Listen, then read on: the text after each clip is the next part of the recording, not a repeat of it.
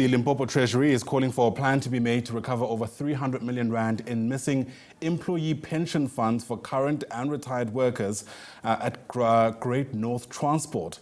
Over 800 employees from the company have protested and recently had a vigil to highlight the issue.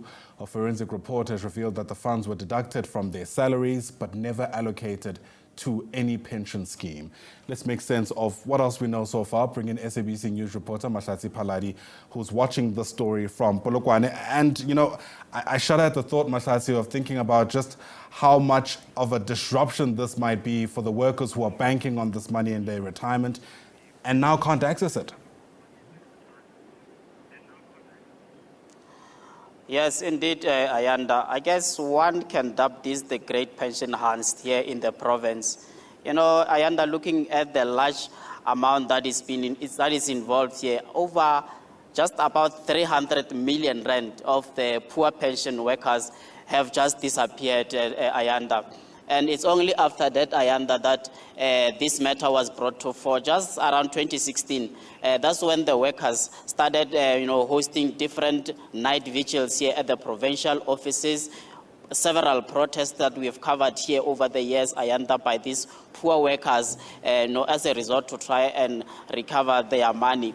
Ayanda, since the workers tried several times to engage with the provincial government to try to recoup that money. And when their efforts failed, Ayanda, they went to a legal expert who led several of these protests. And it was through the foundation called Make It Happen, led by a legal lawyer, which is Masindi.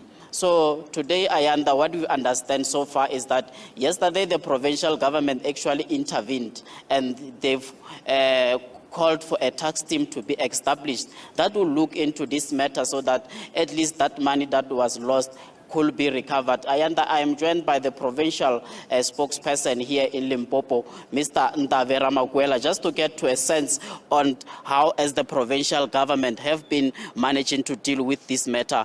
Mr. Ramakwela, quite a sad story that is unfolding here in the province. Hundreds of workers, former workers, unable to get their pension funds.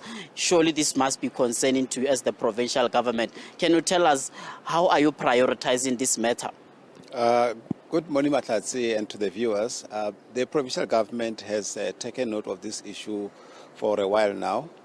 It was the provincial government that had gone into investigations and commissioned a report which is a subject of what we are negotiating now with the current employees of the Great North Transport as well as the former employees.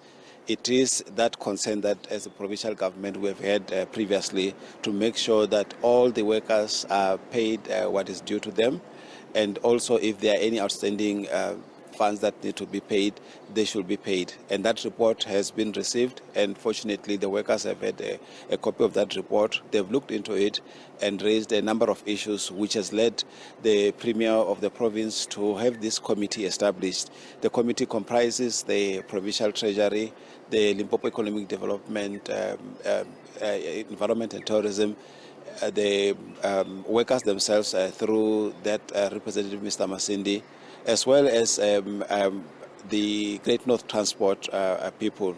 That committee will then look into the report, the forensic report that comes from BDO, and then we'll look into the recommendations that come out of that report, and also ways in which the contents of that report will be interpreted.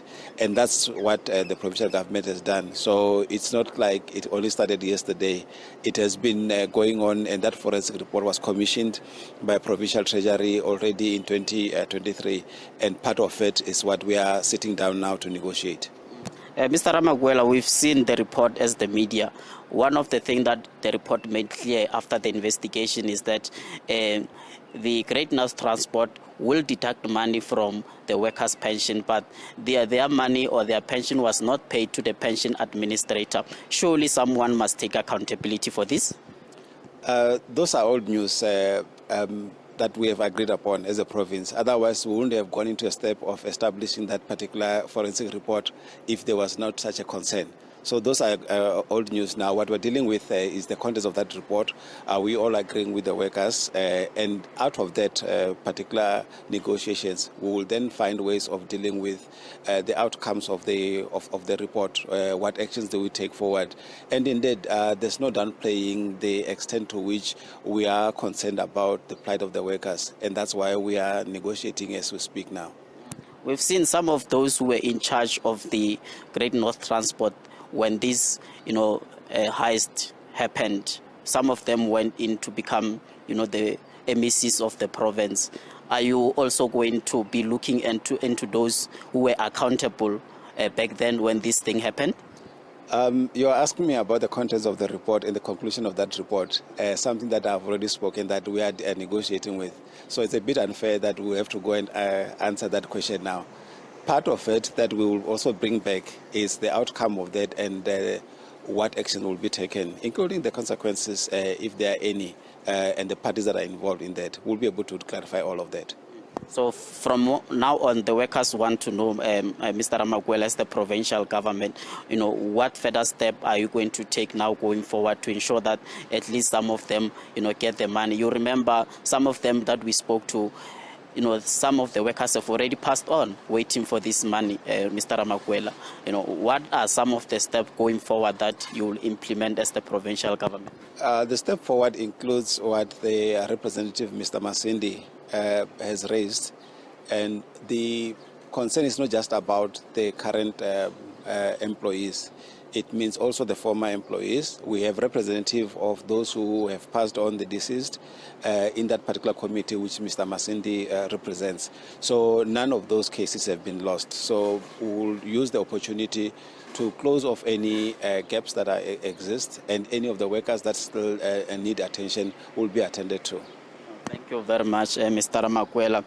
Ayanda, that is the provincial government spokesperson, Mr. Ndavera Makwela, just highlighting some of the things that came out of that meeting yesterday that they had regarding the committee, discussing the fact that at least we might see consequence management, Ayanda. And it's true, Ayanda, some of those people that were leading the entity back then have went on to become the MECs here in the province. Maybe that's why we have to, make it clear from the provincial government if there will be consequence management. Thus far, Ayanda, no officials have been held accountable for this missing pension fund. And this is despite this report that was commissioned by the Provincial Treasury, indicating clearly that the pensions were deducted from the workers' salaries, but they were not paid to the pension administrators, Ayanda. Quite shocking, Ayanda. And we spoke to some of the affected workers several times, Ayanda, and they have told us, over and over again how this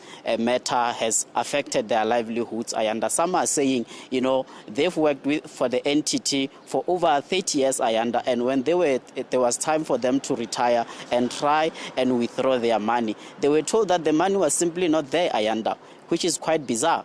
And some are saying, Ayanda, as a husband, you work for almost 30 years, and when you have to go on pension now, they couldn't even explain to their wives back home to say, where is the money? So in essence, Ayanda, some of the families have been broken because of this matter, Ayanda. But from now, Ayanda, we will try to speak to the Masindi Foundation. This is the foundation that has been calling for action to be taken against those implicated in this missing pension funds, Ayanda. Sure. It's an important story, especially because, as you've outlined, the effects of what has taken place here are quite far-reaching. Mahlatsi Paladi, for now, thanks very much indeed. Live to us there from Polokwane in Limpopo.